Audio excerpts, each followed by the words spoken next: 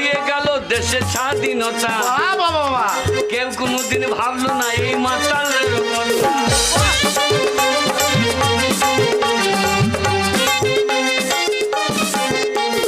এতদিন তো হয়ে গেল দেশের স্বাধীনতা, ঠিক বলেছিস। কেউ কোনোদিন ভাবলো না এই মাতালের কথা।